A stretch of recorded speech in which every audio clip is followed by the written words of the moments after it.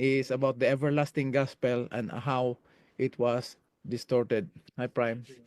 My son just came in from the house. So it will not that very long, but I hope and pray, I am sure, I believe this is meaty, and only as the Spirit leads and open our understanding that we may understand and experience the truth of the word, and will have a warning also to all of us, because the danger is that sometimes when we think that we are right, and it's hard for the word of God to give us correction.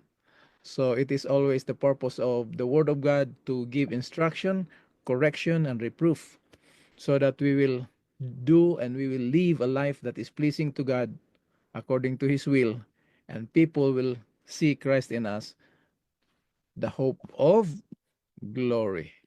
Right? So we will we will start with the background from the servant of the Lord, so that we will have this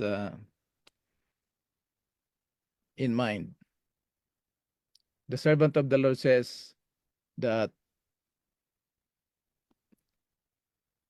the sacrifice of Christ as an atonement for sin is the great truth, which all other truth cluster. In order to be rightly understood and appreciated, every truth from the Word of God, from Genesis to Revelation, must be studied in the light or in the context of the cross, in the light that streams from the cross of Calvary. Now we have this, um, it says here, this is to be the foundation of every discourse given by our ministers. This is from Gospel Workers, page 315. Now, in our fundamental belief, originally we have 27, and since 2005 we added it through the General Conference 2005. The 28th is not actually number 28 but number 11, growing in grace. And how are we going to grow in grace? The servant of the Lord says, those who study the Redeemer's wonderful sacrifice grow in grace and knowledge. This is to be the theme of every discourse. So we will start from prophecy, because why this message, the pure message of God from the apostles even up to now, has been distorted. So that's we are going to start with prophecy, and then we gotta go to the message, and then a little bit of another history from our church, and then we will conclude what is the pure apostolic, unadulterated, non-commercialized gospel. We'll start this. In Daniel chapter 8, verse 26, Daniel saw a vision. When you read it in the Bible, please follow me. If you have your Bible, go to your Bible. You can see there are two visions. So I put already the color coding, because in the original there are two visions, not only one. So the blue one is mare. The appearance sight vision is a close vision. It's just appear close to you. The Hudson, the other one is revelation sight. It's a big picture. So this is what angel Gabriel told Daniel, that the vision of the evenings and the mornings, this is the 2,300 days from Daniel 8:14, which has been told you is true, but seal up the vision. So there's a vision that is true, and now there's another vision to be sealed up. Why? For it has to do with and belongs to the distant future at the time, but now it's already happening. So I put a picture here in the original so that you will know and understand that the uh, color code that I put here is not by myself, but from the original in Hebrew. I think it's a little bit smaller there, so we will make it big. You see there? And the vision from my right, Yeah. or from your right, and the vision that's in the original is mare. And the vision of the evenings and the morning which was told is true. Therefore, you seal up the vision. So the visions to be sealed up is Hudson. Okay. Now, that vision, the blue vision, is mare. Let's go to Daniel chapter 9, verse 24, the interpretation of that mare. Daniel 9:24, that Mare is actually the 70 weeks. So Gabriel is telling Daniel 70 weeks are determined upon thy people, upon thy holy city, to finish the transgression, to make end an end of sin, to make reconciliation for iniquity, to bring everlasting righteousness. I think this is our message, to bring everlasting righteousness. But for Christ to bring this everlasting righteousness, first he has to finish transgression, to make end for sin, and to make reconciliation. And that happened in his holy life. And then he can bring or usher in everlasting righteousness. This vision will be sealed up in prophecy, and then anoint the most holy. So you see that vision, the 70 weeks, that Mare. Here is the timeline of the Mare. It starts from 457 BC and it end up in 334. We will not study the details, but you have the numbers there. The 70 weeks, prophetic 70 weeks is actually 490 years. Okay, 7 plus 62 plus 1 is 70 weeks. So converting it to years is 49 plus 434, and then 7 years is 1000, I'm sorry, 490 years. That's the Mare. And then what is the big picture? The Hudson, the 2300 um, evenings and mornings. That's the interpretation of Daniel chapter 8 verse 14. So what is this? Daniel 8:14 says, unto 2,300 days then shall the sanctuary be cleansed. So there will be a cleansing of the sanctuary. Why there is a cleansing of the sanctuary? Before we go to that question, why there is a cleansing of the sanctuary, the Mare and the Hudson is exactly what Paul was preaching in Romans. Look at that, Romans chapter 1 verse 16. For I am not ashamed of the gospel of Christ, for it is the power of God unto salvation to everyone that believe. Starts from the Jew and then to the Greeks. So this Mare is a message to the Jews, to his people, and then after that, this message that will be given to the Jews will be given to the Gentiles. Because in the work of Jesus Christ, Gentiles were included. It was not an afterthought. Okay? But supposed to be, it was the Jews that will bring the message. But they rejected Jesus Christ after 70 years that God has, 490 years that God has given them. They rejected Jesus Christ as the Messiah, as the Savior. So the message was given to the Gentiles, and it is the Gentiles today, spiritual Israel. We are the one who brings this message to the world. Now, the next question is, why there is a cleansing of the sanctuary? Why? Because within that chazon, there was the little horn trampled down the truth of the sanctuary. It's called in Daniel abomination of desolation. Why, Brother Epi, why you bring this? Because this is the cause. This is the root. This is the source of distortion of the gospel. So from 1,260 years, from 538 AD to 1798, abomination of desolation. The removal of the daily, that is the everlasting gospel, the covenant, the law. There was a persecution and blasphemy. Everything this church state system taught and controlled the whole world about their religion, that salvation is by joining the church and doing some rituals. Okay, so that's the background. Now, if we go to Daniel chapter 11 verse 40, the king of the south attacked the king of the north. It says here, at the time of the end. So what is the time of the end? Is 1844, between about the time 1844. At the time of the end, the king of the south shall attack him. The him here is the king of the north. So this time, the persecution of the medieval church came to an end in 1798. That is the papal component of the Holy Roman Empire. And then what is this king of the south that attacked the king of the north? That was the revolutionary French, or French Revolution. He attacked the Roman church system.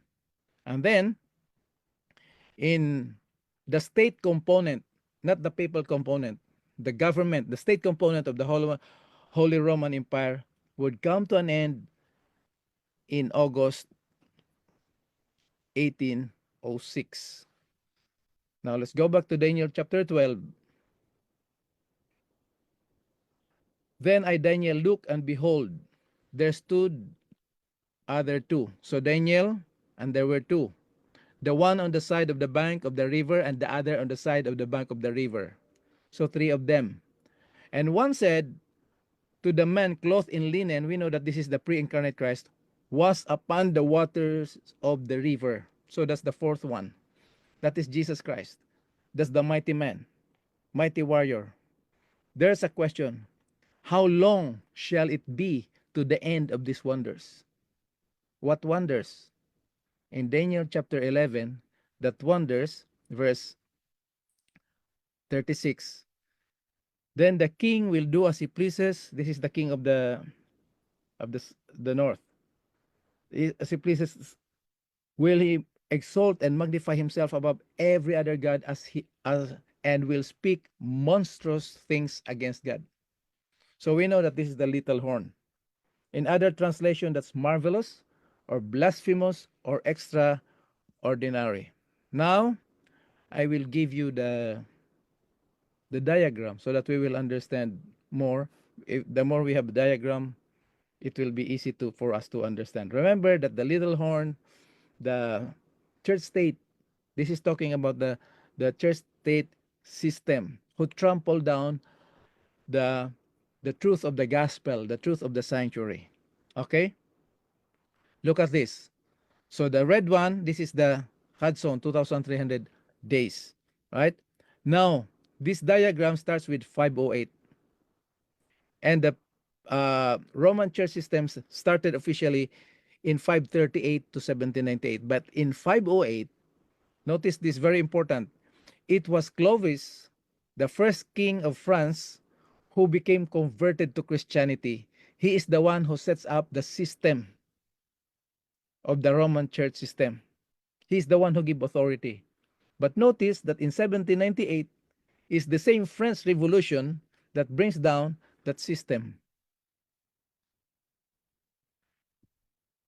Okay, so now in 1806, the Holy Roman Empire dissolves. We didn't need to read this whole because of the time. The empire was dissolved on August 6, 1806, when the last Holy Roman Emperor Francis II in it abdicated following the military defeat by France under Napoleon, Napoleon Bonaparte at Austerlitz. You can check that in the internet. After this, in 1814, Congress of Vienna, the Congress of Vienna was held on September 1814 to June 1815 after the downfall of Napoleon Bonaparte. Okay, so and then after that, remember that this is after the fall of the Roman Church system. This is the result. So Communist Manifesto in 1848. Now, after that, the same thing is revolution.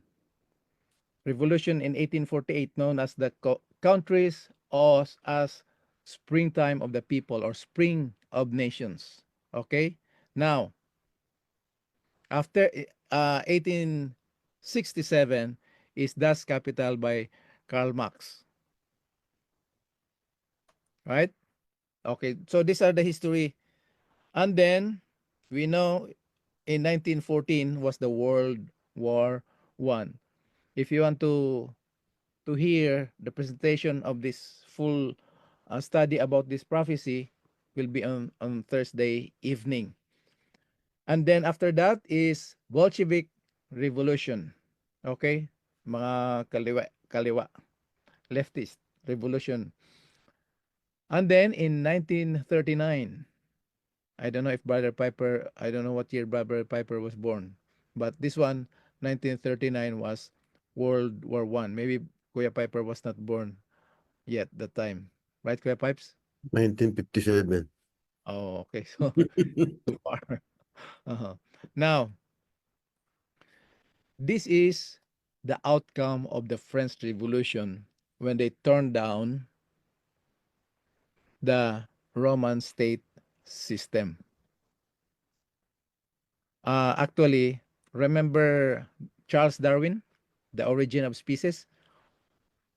People were questioning about if there is God or where is God or something. So Charles Darwin is a brilliant guy. He's studying and searching the truth, and nobody can tell him because 1,260 years there was no Bible. The history called it Dark Ages. So when the Roman Church state system fall down, everything was messed up. So the result of this, the France Revolution, the core of ideologies came in: the communism, socialism, fascism, materialism, atheism, and evolutionism. Now, let's go to Daniel chapter 8:14. Remember the little horn trampled it down? He put down, he lifted up the daily and trampled it down to the ground, trod their foot under the ground. And the question of the other um, saint in verse 14, because the question in verse 13 is, how long? How long shall the vision concerning the daily sacrifice, actually sacrifice is there, and the transgression of desolation, to give both the sanctuary and the host to be trodden underfoot? The answer is, unto 2,300 days, then shall the sanctuary be cleansed. Now, this cleansing of the sanctuary is not the way we understand. The cleansing of the sanctuary in the original is either restored, cleansed, or vindicated or justified, because it was trampled down, trodden underfoot by the little horn. So this has nothing to do with the movement about Christ moving from holy place to most holy place. We will talk about that because that's another event of the same time. But this particular verse here is talking about the restoration, the vindication of the sanctuary, the truth of the sanctuary that was trodden underfoot. So in Tagalog, ipanunumbalik, dadalisayin, ipagtatanggol, isa sa katwiran. In Bisaya, ipasiguli, pagalimpyuhon, pahimatudon, paka matarungon. Oh. So ngayon, that it this is the I'm sorry. This is the gospel, the everlasting covenant, Jesus Christ prophecy trampled down by the little horn. So Paul wrote already in Galatians, he says, so we will go down to the message. For we through the Spirit eagerly wait for the hope of righteousness by faith. Okay? So we were done in the prophecy, and this is the message. Let's go a little bit about our history as a church. After the great disappointment in 1844, out of the rubbles of that great disappointment, God raised up a movement called Advent Movement. Now, the purpose of that is to restore, to proclaim, and demonstrate the full power, the pure, apostolic, unadulterated, and non-commercialized gospel, fulfilling the prophecy of Jesus Christ, God's message in Mount Olive in Matthew 24:14. What is that, Matthew 24:14? And this gospel of the kingdom shall be preached in all the world to all nations as a witness, then shall the end will come.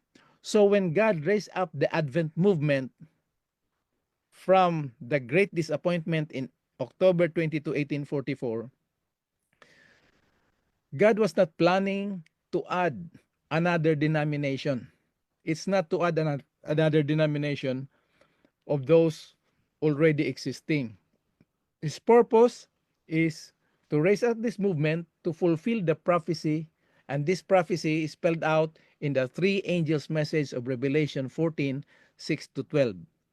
And this is a unique message by the Seventh day Adventist, entrusted by God. We don't have our own message. God raised up this movement. Now it's called a Seventh day Adventist. And God entrusted us this message, the everlasting gospel. Okay, let's have an overview about this great controversy that started in heaven up to the end time in an overview of Revelation chapter 12. In the Old Testament, the war was between nations. So war started in heaven. That's politics. That's polemia. When Lucifer wants to take over the kingdom of God, the one who sits on the throne, and he did not succeed, he was taken out of heaven. So in the Old Testament, when sin entered into this world and Satan took over, that's the war of the nations. So in Revelation chapter 12, you see the dragon that has seven heads. What is the seven heads? The Babylon, Medo-Persia, Greece, pagan Rome, papal Rome, atheist Protestantism. But before the cross, in your left side, Babylon was a pagan, and then Medo-Persia, and then Greece, and then pagan Rome. That happened, that pagan Rome, they were the super world power during Christ's time when he was here on earth. So when Christ died on the cross under the pagan Rome, Satan was defeated again. He was cast out. Now, during the New Testament, Satan's attack is not by nation anymore, because now is spiritual Israel. So he attacks the church. And you will see the transition from pagan Rome to papal Rome, from political to ecclesiastical. And you know the rest of the story. The church flees to the wilderness, and they were in the wilderness for 1,260 years, from 538 to 1798. Now, because of the French Revolution, that's the result of this confusion, the birth of atheism. You see that?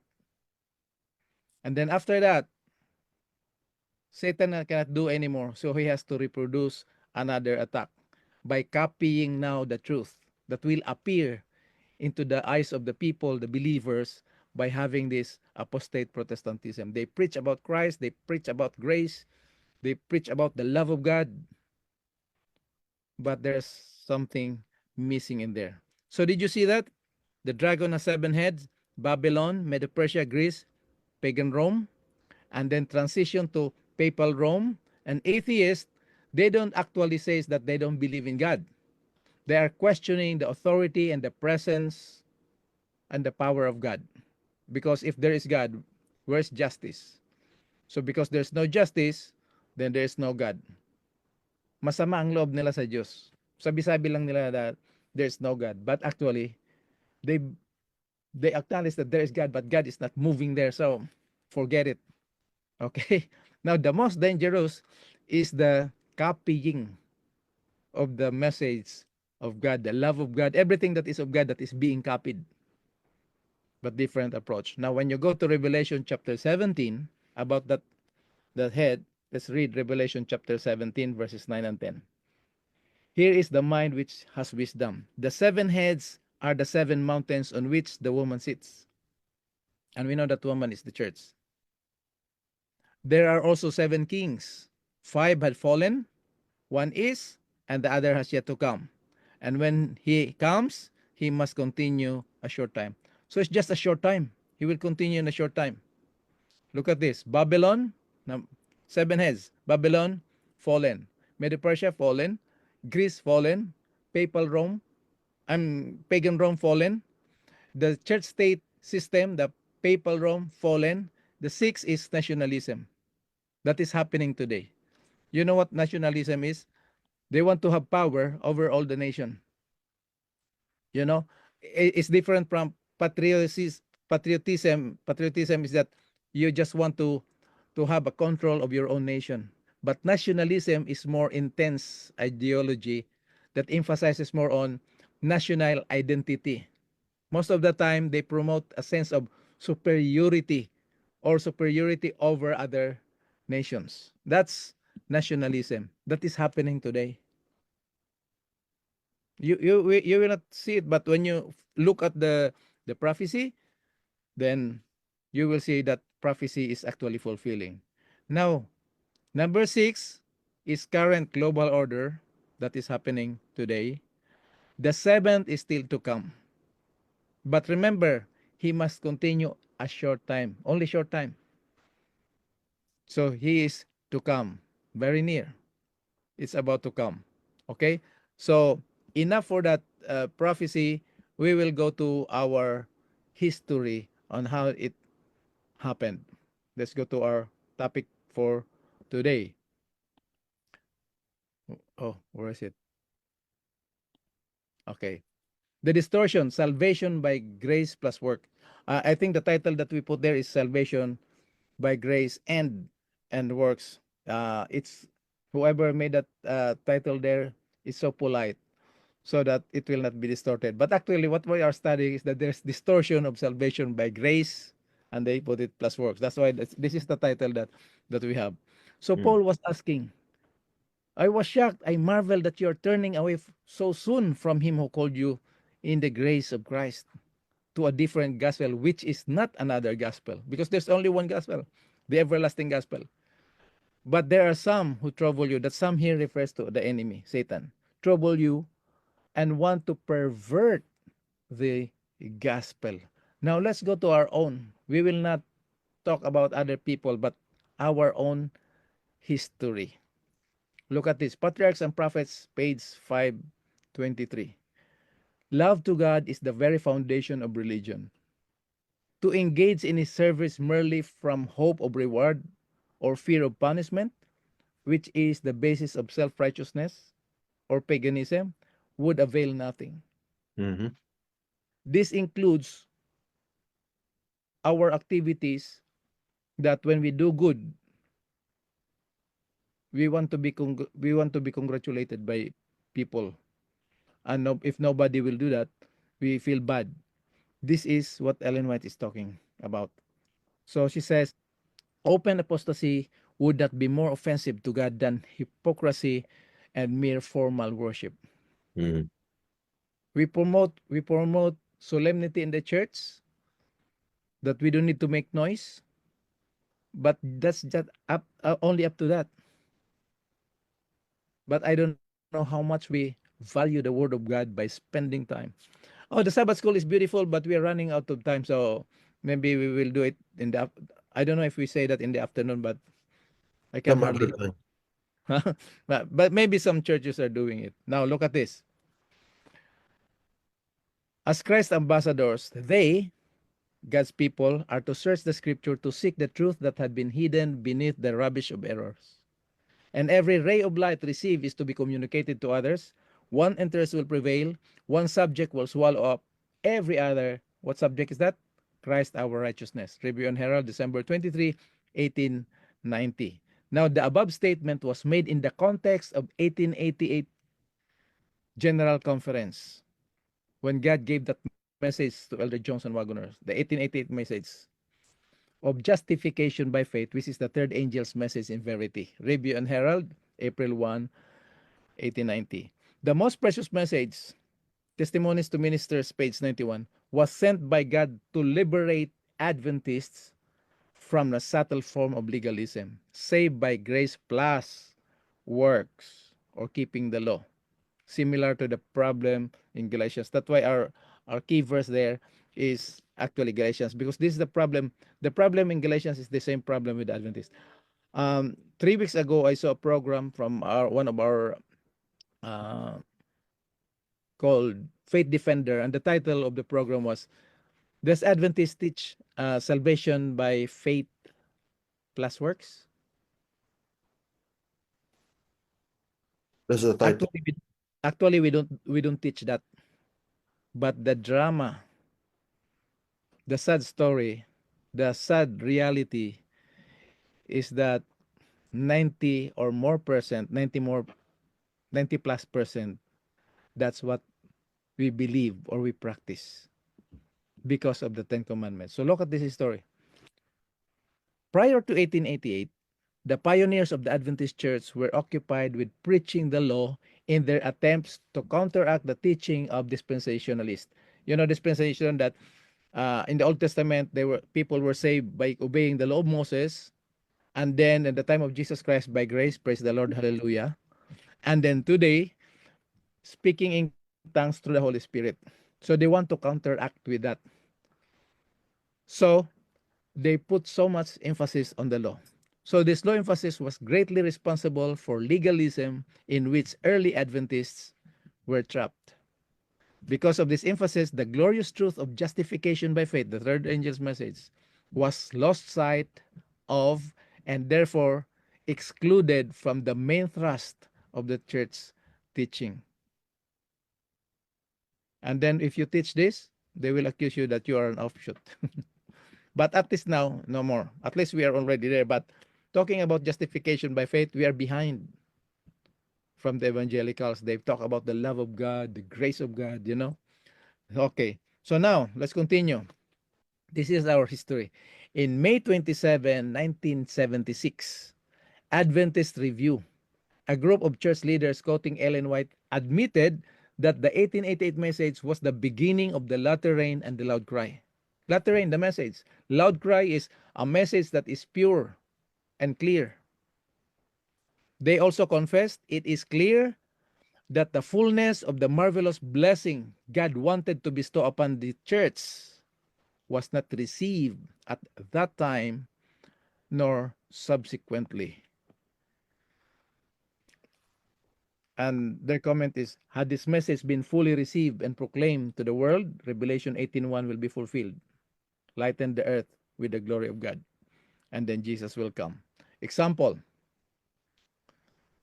August 17 to December 19, 1874, Uriah Smith published a series of articles to counteract the teaching of dispensation in the Review and Herald under the heading Leading Doctrines of the Review. No mention was made of justification by faith.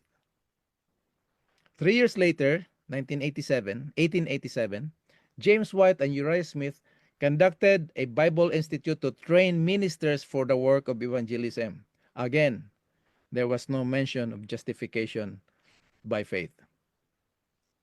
The following year, 1878, Uriah published a book entitled Synopsis of Present Truth. It's interesting that in all of the 336 pages of the book, no mention was made of justification by faith. But there was much about the law. So the reaction of Ellen White, she said, we have preached the law until we are dry as the hill of Gilboa that had neither dew nor rain. This is Review and Herald, March 3, 1890. Taken from 2 Samuel 1:21 about the dry as the hill of Gilboa. Ellen White made the following statement to the ministers gathered at the workers' meeting in Battle Creek. Manuscript 36, 1890. If you have a book of Faith and Works, you can see this.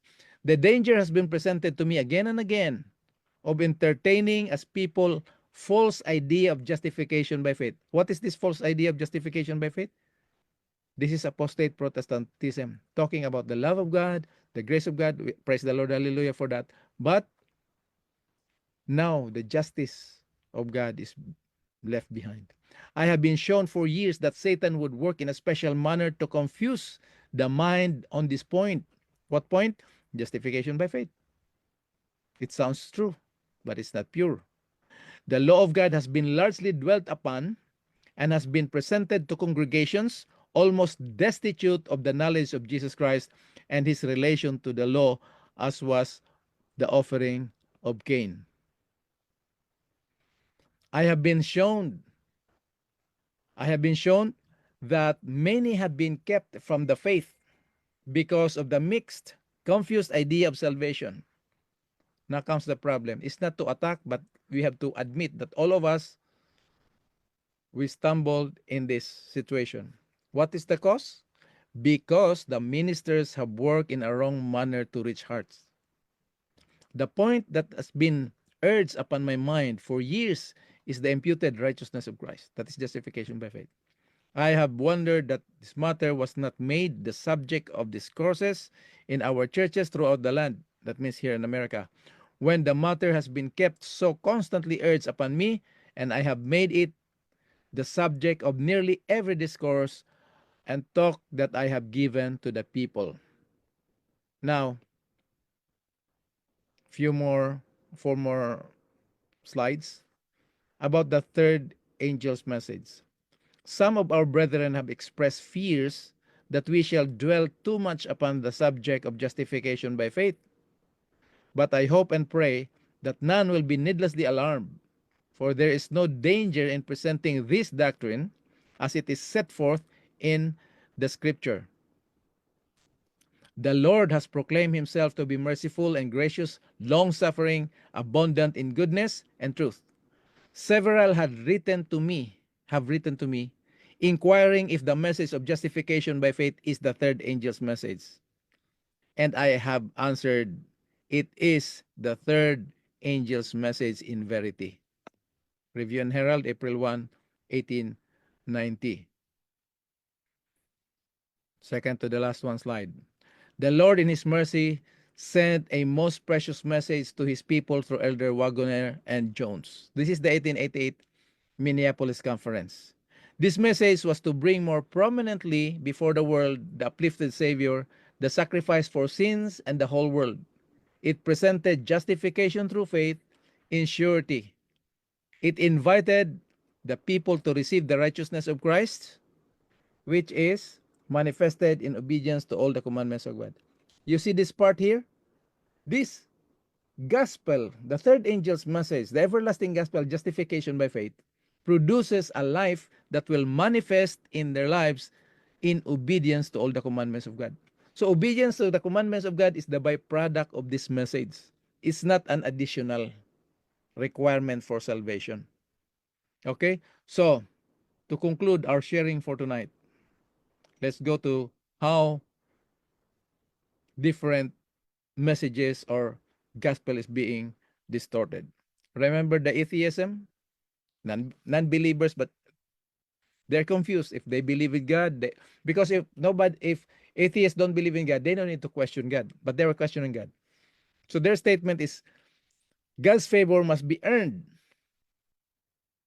And we know that we are limited, we're human being, and we cannot do that, so there is no God. So the next life is based on our own works. So if you want to go to God, you have to exert your effort. So people will suffer longer if they do not do what their God, they call God as small g, whoever is that God, who cares? If they cannot do what God wants, what their God wants, they all die. So meaning, there is no life after death. Now, the second distorted one is closer to the truth. Distorted gospel. God's love and grace must be partially earned. It sounds true because in Tagalog, nasa Diyos ang awa, nasa tao ang gawa. In English, do your best and God will do the rest. So salvation by grace plus works. God did everything for our salvation, but only up to the cross. So we will meet at the cross.